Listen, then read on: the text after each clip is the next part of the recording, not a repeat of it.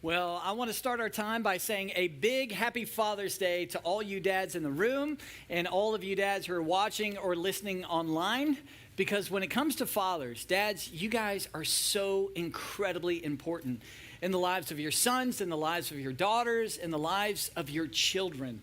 And in fact, because you're so important, today can feel very emotional. I mean, today can be one of those like celebratory, full of joy, man, I'm excited. And today can be some hard and difficult emotion, or you can numb your emotions because of how emotional Father's Day can be. And the reason Father's Day can be so emotional is because, dads, you have such extraordinary value, that you have an extraordinary impact on our lives. And I don't want to kind of create sideways energy here, but I would just take a second, and I really want to encourage you to actually go do some research on this.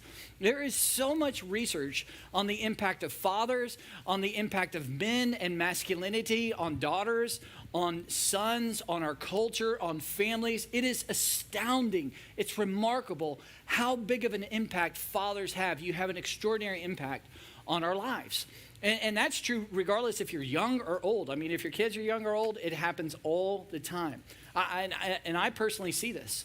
I remember a few years ago, I was sitting down with a teenage guy, and I was mentoring him, one of our students here at Northpoint.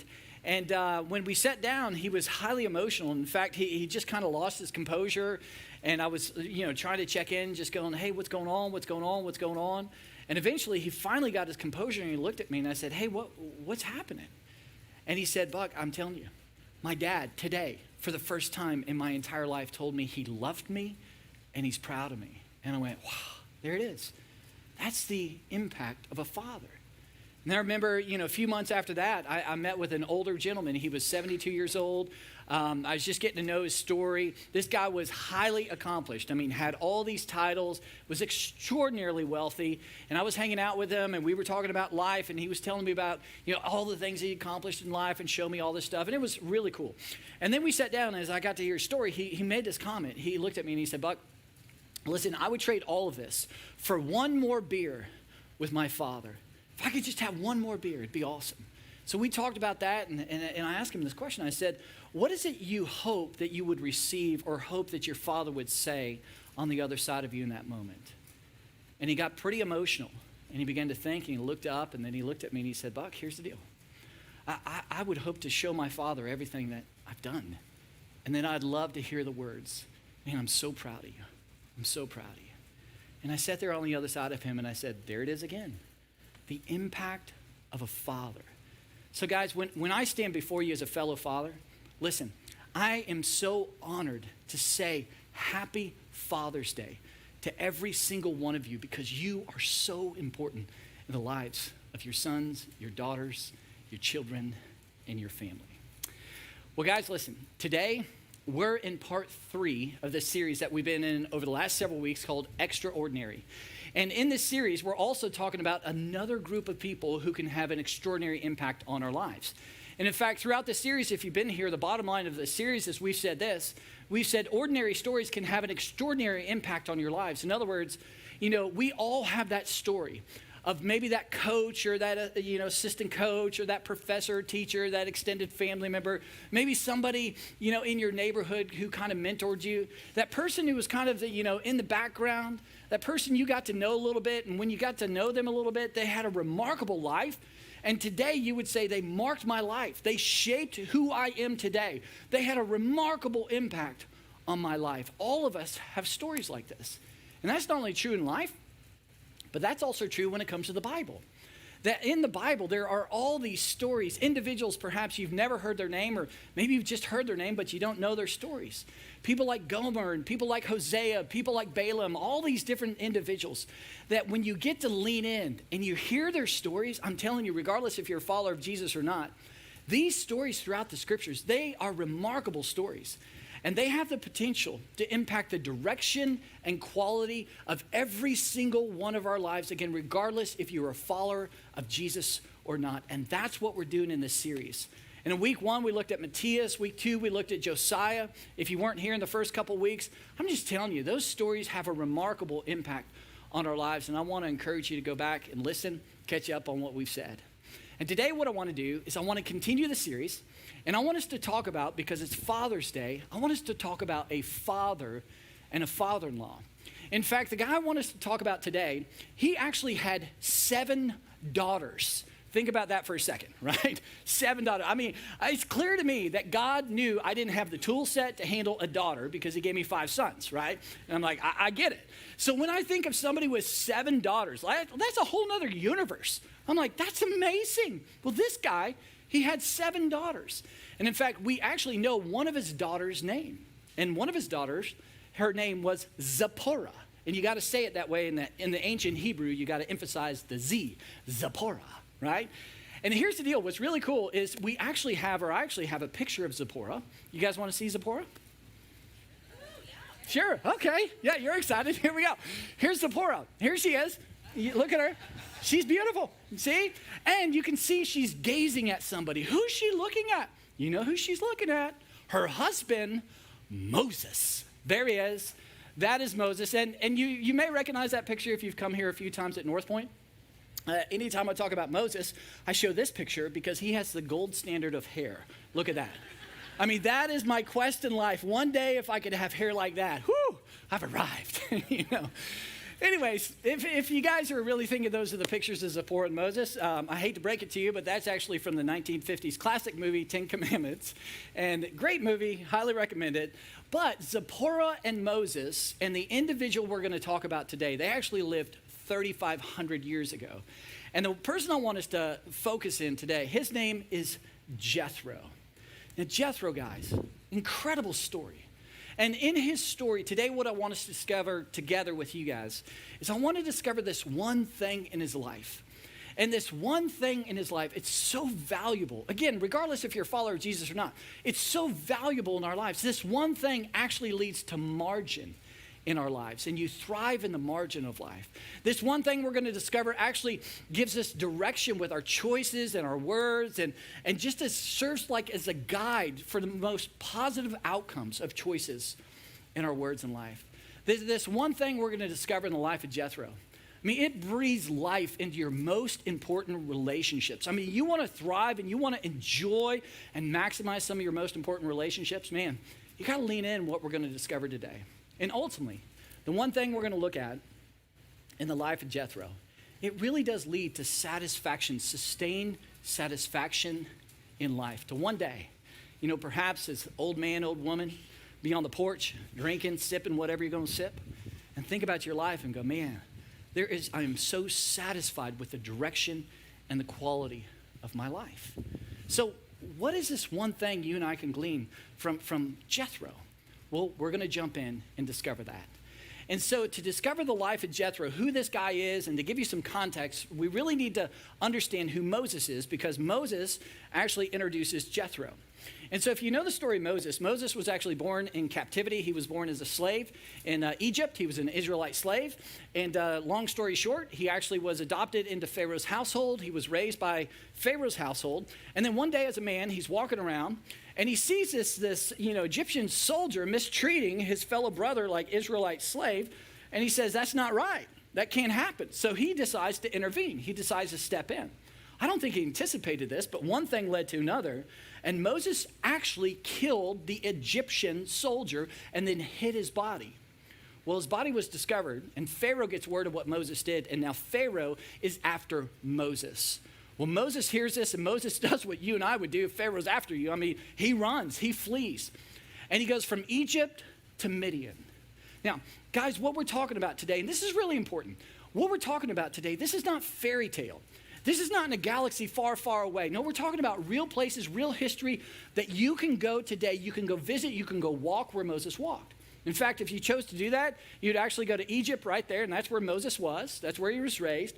And when Pharaoh found out, he fled about 300, maybe 350 miles to Midian. And you can actually go take that path today. That would take you about 2 to 3 weeks to walk those 300 to 350 miles, which means it took Moses about 2 to 3 weeks to walk that path.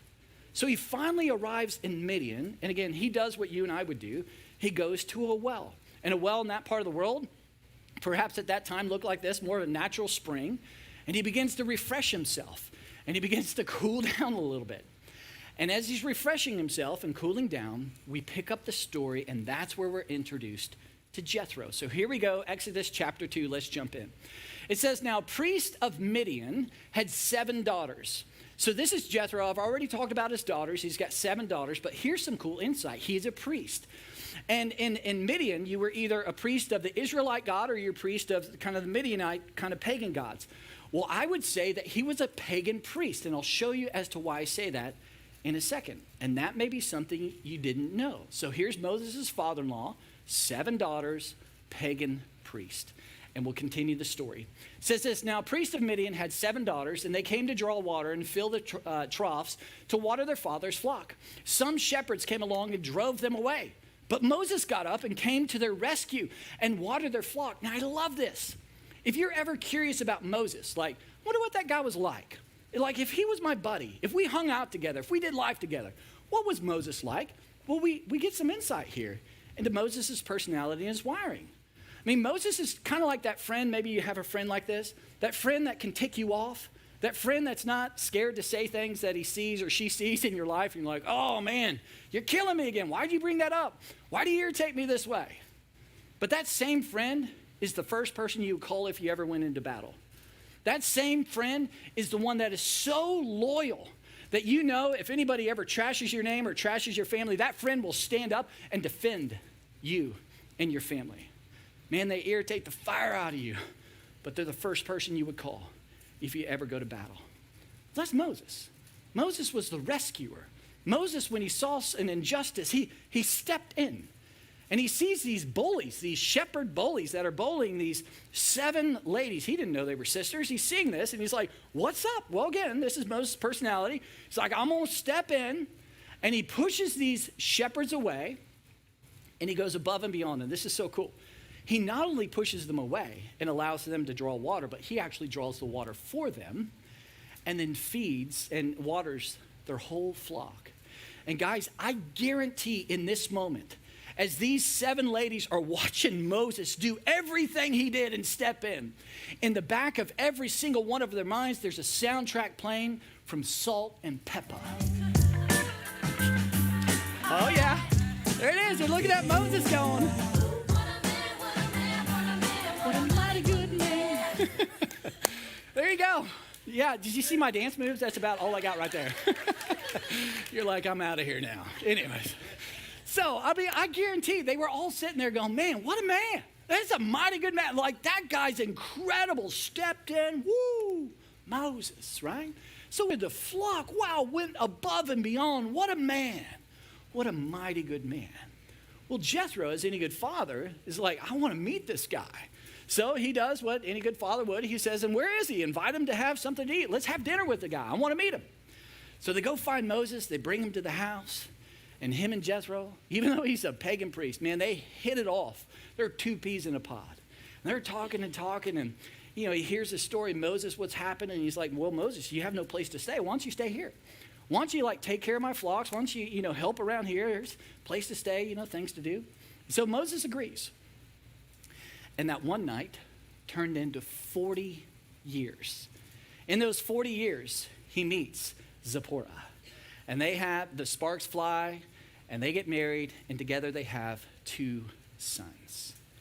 And fast forward 40 years into that moment, into that kind of chapter of Moses' life. At the end of those 40 years, he's doing what he's done 100 times before.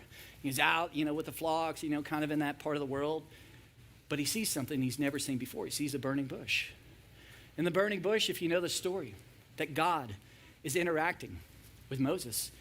And God says to Moses, Moses, don't you know? I mean, you know the people of Israel and Pharaoh. Well, you know how oppressed you were. Well, the oppression's got even more severe. And I need you to go lead them out of slavery. I need you to go stand up against Pharaoh. Well, it's a really interesting dialogue because Moses starts to push against God and go, God, you know, hey, don't you know who I am? I'm not the most qualified guy. In fact, look at this insight we get into this exchange. It says, pardon your servant, Lord. I love how he begins that discussion. He says, I've never been eloquent, neither in the past nor since you have spoken to your servant.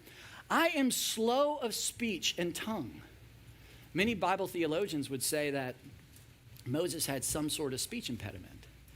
And here Moses is going, God, I'm the last guy for this role. I'm the last guy to accomplish this. And I love that personally, because all throughout the scriptures, you see this time and time again that God uses these individuals who are so inadequate. People that you go, that's maybe not the guy or the gal you'd want to use. But God doesn't have a problem with that because he's going to accomplish his plans. And he oftentimes does that through people with a whole lot of gaps and a whole lot of history. As I said, I personally am so grateful for that. Because many, many years ago, and I've shared this the last few weeks if you've come, I was meeting with my mentor, and his name was Peter. We were over at Denny's on 183, and he and I were talking, and he was the guy who asked me the question, Buck, have you ever thought about starting a church? And at the time I'm working at Dell, and I looked at him, and I was like, man, that's the last thing I'll ever do. I'm making good money. Jill and I are about to start a family, climbing the ladder. I like technology. Like, why would I ever do that? That's crazy. And then I looked at Peter, and I said, in addition to that, Peter, I'm not the most talented guy. I'm not the smartest guy. I mean, I'm, academically, I'm certainly challenged, and I don't have all the, amazing degrees all these people do. And then biblically, I don't know a lot about the Bible and doctrine and theology. I don't know all that kind of stuff. And then I said, plus public speaking, are you kidding me? I freak out when I public speak. My hands shake, Peter, and my mind goes totally blank, and my tongue gets all dry, and then all my heat goes to my forehead, and Niagara Falls comes, boom, happening. And publicly sweating in front of a lot of people, it's just awkward. I don't want to do it. No, not me. And Peter, these are his words. He looked at me, and he said, Buck, if God can use a jackass, he can use you. And I thought, what are you saying? How should I take that? He's like, yeah, in the Bible, God used this donkey to accomplish amazing things in the King James Version, jackass. And so if he can use a jackass, he can use you. And I thought, wow, I guess that's encouraging. I don't know. But the point was, man, if over and over and over, God just uses individuals that would say, you can't use me. I'll never do that. And God says, oh, yeah, buddy, here you go. I've got plans for you. Same thing with Moses. Moses, I see what's going on. I knit you together in your mother's womb. I know you. I know your past. I know your history. I know your life. And I've got plans for you. Well, long story short, Moses goes to Pharaoh, let my people go. Lots of things happen. Eventually, theologians would say it's probably 1, 2, maybe 3 million people. He frees the people.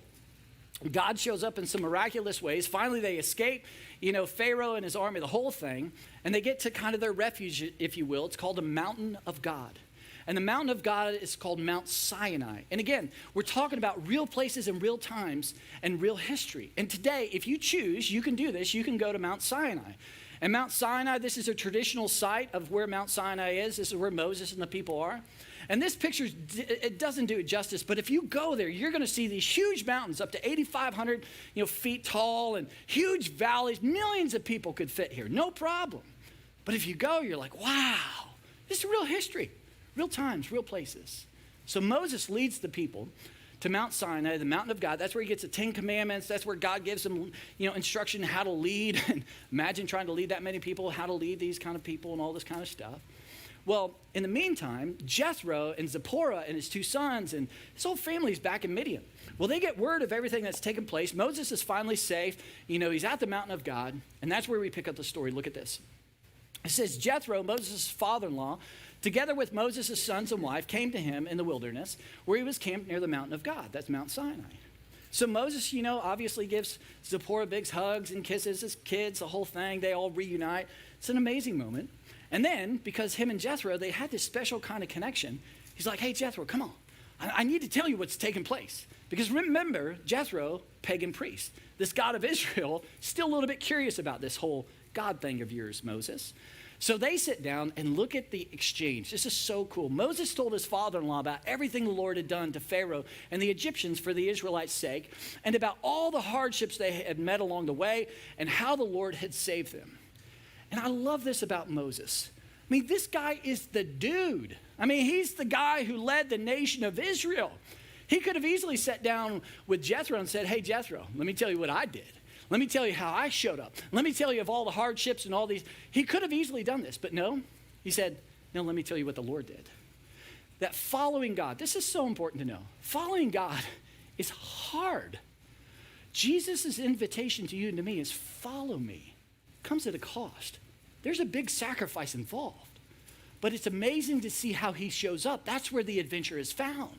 And Moses is saying, let me tell you about the adventure. Man, I almost lost my life here. I had no idea how this was going to work out. I remember I looked up to God and said, God, if you love me, why in the world would you allow this? And I had all these.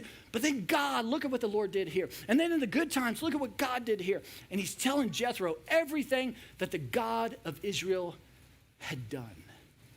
Well, Jethro is overwhelmed. Jethro's like, wow, it's evidence-based. And this is why I think Jethro was a pagan priest, because what we hear next. Jethro responds, praise be to the Lord who rescued you from the hand of the Egyptians and the Pharaoh who rescued the people from the hand of the Egyptians. Now I know, an important phrase, that the Lord is greater than all other gods, for he did this to those who had treated Israel arrogantly. This was originally written in the ancient Hebrew. In the ancient Hebrew, that phrase, now I know, it literally means I have come to a different conclusion.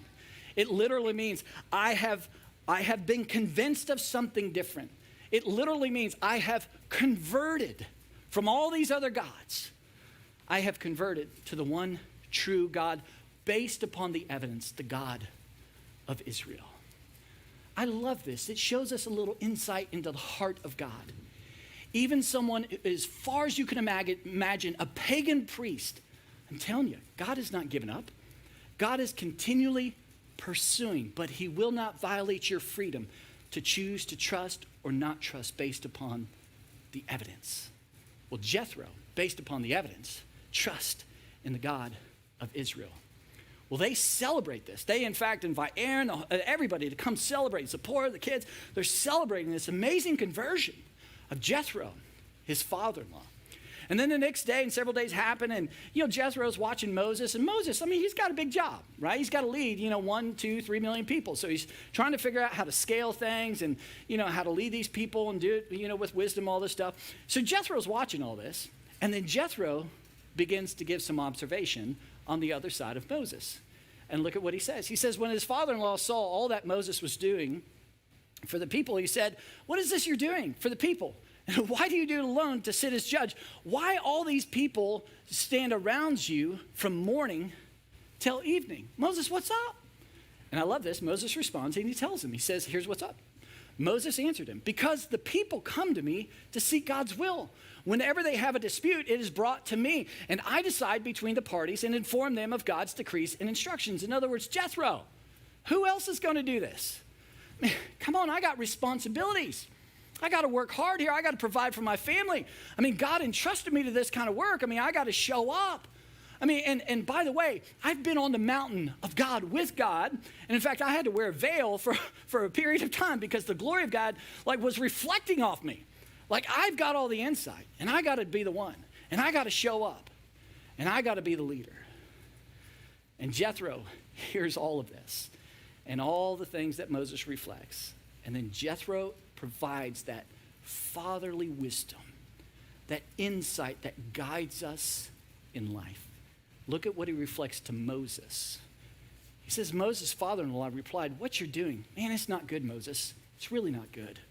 You and all these people come to you will only wear yourselves out. The work is too heavy for you. You cannot handle it alone. In other words, Moses, I've been watching you. You're wearing yourself out.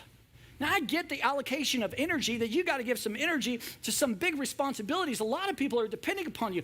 I get that. But you're giving so much energy here that when you come home and I see you with my daughter Zipporah, you have very little energy for her. I see your 2 boys and you got no energy for them. And all you're doing is just kind of chilling and just, hey, give me some rest, give me some time, because you've misallocated your energy. You put way too much over here. Moses, what are you doing? You're missing some of the most important things in life. Don't you see this? Man, I've got some life experience. I've got some wisdom to provide you, to guide you in life. Pay attention, my son. What you're doing, it's good work. It's important work. But there are a lot of other people who can do that kind of work. In other words, if I had to summarize Jethro's wisdom, he said, don't trade what's unique to you for something somebody else can or will eventually do. Moses, look into Zipporah's eyes. You will be most proud as a man One day as an old man on that porch sipping whatever you're going to sip, when you look at her and you see her satisfied because you were present and you discovered her. Spend some time with your sons. Just take them away for a second. Look at their eyes, look at their noses, look at their ears, you're in them. You will be most satisfied in life. Those are your most important relationships if you allocate your energy and prioritize your energy around your family. Look at your life. There's so many blessings of God that you're missing because you're so dang busy thinking you're the only one who can do this. Moses, there are a lot of people around you. Don't trade what's unique to you for something someone else will eventually or can do. And if Jethro had the insight that he just didn't have, he could have looked at Joshua, because Joshua was right there and just said, hey, Moses, by the way, just a few years, you're not going to lead the whole people. Joshua's going to take over leadership. You need to know that. Don't miss what's right in front of you. Now, how did Moses respond? Did Moses go, come on, Jethro, you don't know what it's like. You don't know the pressures I face. Have you ever led 1 to 2 million people? Have you ever been on the mountain of God with God? Have you ever faced a dictator like Pharaoh the way I faced? Have you ever risked your life the way I've risked? Come on, Jethro, you don't got anything on me. He could have said that. But this is what great leaders do, and this is what Moses did. He humbled himself. He listened to what it was like on the other side of him, something perhaps he could not see. He listened to the voice of wisdom. And look at Moses listened to his father-in-law and did everything he said. Moses did what wisdom required of him, and it was a game changer for his life, for his family's life, and for the nation of Israel. And I'm telling you, as you walked in today, if I said Jethro, or if you're listening or watching and I said Jethro, you would go, I don't know who that is, never heard the name, or I kind of know that name, but I don't know the story. Well, now you know the story. And initially, Jethro feels like an extra, just feels like somebody in the background. But when you hear his story about a man with 7 daughters, about a man later in life God never gave up on, and that converted to follow God, a man who provided such wisdom and insight that had an extraordinary impact on Moses, his family, and the nation of Israel, you can stand back and go, wow, that's a pretty more remarkable story that can have an extraordinary impact on your life and my life. So how does it have an impact on our lives, regardless if you're a follower of Jesus or not? Well, I think one of the things we can all observe from the life of Jethro is as a father-in-law, he provides this wisdom, this insight, this context, this perspective in life. And when it comes to wisdom, wisdom is really hard to define. If you said, Buck, define it, I'd go, I can't. I mean, there's a million ways to articulate it. There's a way to kind of, give some context around it. But wisdom is not knowledge. Oftentimes we're like, oh, you're super smart. You're what? No, wisdom is what to do with the knowledge you have. Wisdom is not your choices. Wisdom is how you make the choices, guides you to make those choices. Wisdom is not a word or the words you speak. Wisdom helps you discern the words you speak and the choices you make, and to do it in the time that is just right. That's wisdom. And what wise people understand is life is connected. What wise people understand is that, hey, my present will one day become my past, which will show up in my future, because all of life is connected. Wise people understand that there are no isolated choices. There are no isolated relationships. All of life is connected. What wise people understand is to say, hey, some of my greatest regrets, some of my habits I have today, that are some of my worst habits, you can trace those regrets, you can trace those habits back to an unwise decision in your life. Wise people understand life's connected. And all throughout the Bible, when you read about wisdom, it doesn't give you a definition. It's just what the Bible does, it personifies it, because it's this almost this guide for you and I in life. And the greatest personification of wisdom is in the life of Jesus. One of the things I love about Jesus is what Paul says. Look at this. Christ is the power of God, and then look at what he says. And the wisdom of God. Paul says, man, if I had to articulate one of the things about Jesus, he is the complete embodiment and the complete perfect personification of wisdom. And every aspect of your life, every trial, every good thing, every hard thing, can be guided by the perfect personification of Christ in your life and in my life. And as you think about wisdom, I think the number one question we have to ask as we think about this kind of fatherly wisdom is, what's the wise thing to do? What's the wise thing to do right now in your life? And here's my assumption, and this is important. I believe when you tuned in today, when you're listening, I believe when you walk through these doors, I think you already know. I just believe that. I believe if I just said, hey, what's the wise thing to do in your marriage right now? You know what's going on. You know what's happening. You know the gaps. You know the tension points. You know what she has reflected to you. You know how you want to push back. And that has to do with a lot of pride and ego. So in light of that, what's the wise thing right now to do in your marriage? What's the wise thing to do with your children, with your son, with your daughter? You know what they're struggling with. You know what they're celebrating in life. You know what's going on. You know the season. What is the wise thing right now? I think you already know. What's the wise thing to do when it comes to your kids? When it comes to your friends? You know, wisdom says friends determine the direction and quality of your life regardless of how old you are. So you have friends. Let me just ask you, in light of what wisdom says, what's the wise thing to do right now with your friends? When it comes to your moral choices, you know what you're doing. You know what God has said. I mean, you know, the original sin at the very beginning is, did God really say? You know that. And you know what lines you're crossing, and you know what lines you're not. And you also know, as you walked in today, morally speaking, what's the wise thing to do? And when it comes to faith, you know, this idea of having, you putting your trust, faith is just confidence and trust based upon the evidence in Jesus Christ. When it comes to faith, you know, perhaps you're here, maybe you're watching or listening. When it comes to faith, you may have said, well, Buck, I've heard you, you know, invite and talk about this reality that there's an adventure, that life and life to the full can be found in Christ. And I think preachers say that and pastors say that because they just want people to listen. They just want people to come back. They want people to like him. That's fair. I would probably say the same thing if I was in your shoes. But if you were here last week, and perhaps in your life, I mean, guys, I personally experienced this. There is nothing more fulfilling in life. And life to the full is found in Christ. That's true. So when it comes to faith, maybe for you, and this is not all of us, but for you, be honest with it. And what is the wise thing to do? Because here's what you may know about you and faith, is when it comes to faith, you perhaps have put up in front of your friends, in front of people around you, some intellectual straw man. And there are a lot of them out there you can put up. But the truth is you just want to do what you want to do.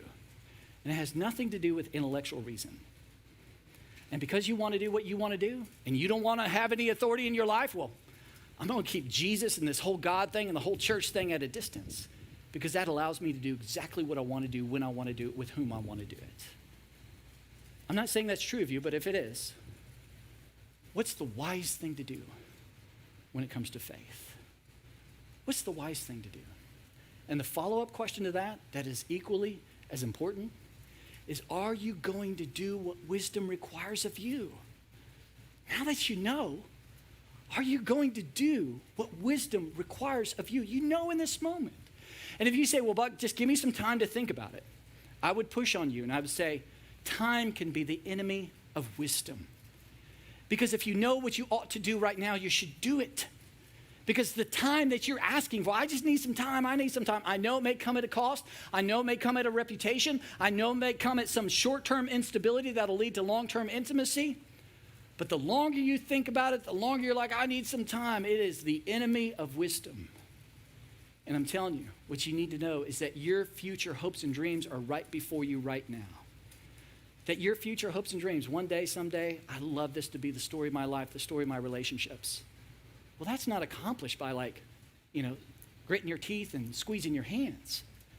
You got to do what wisdom requires of you.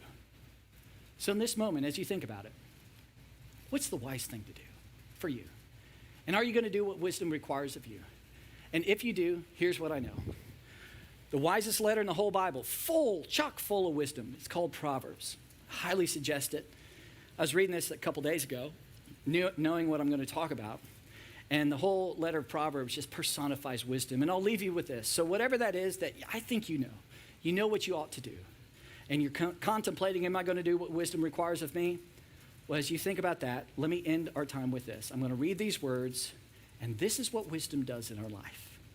It says, stick with wisdom, and she will stick to you. protecting you throughout your days.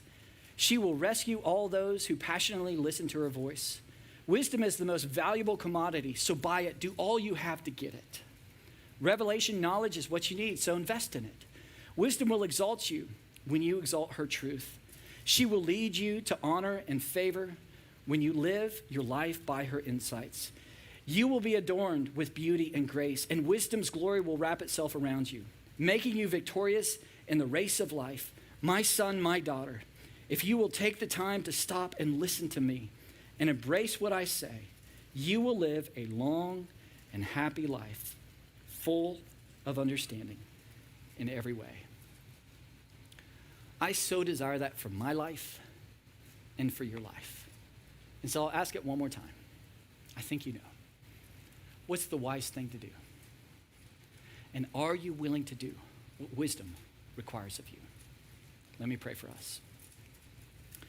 God, thank you so much again for this moment that we can think, reason, push back, all those things together. God, I know you're here. I know you know our hearts. You know our minds. You know what's wise. So, Father, would you give us the courage? Now we need the courage only in the way that you can provide it, to maybe do the thing in our mind that seems impossible, or maybe to do the thing that we just have been procrastinating on. Whatever that may be, Father, you know. So give us courage this day, of all days, to take a step, trust you, and see what it's like on the other side of wisdom. Thank you again for this moment. In Jesus' name, amen. Guys, thanks so much for being here again. Happy Father's Day. I'll see you next week.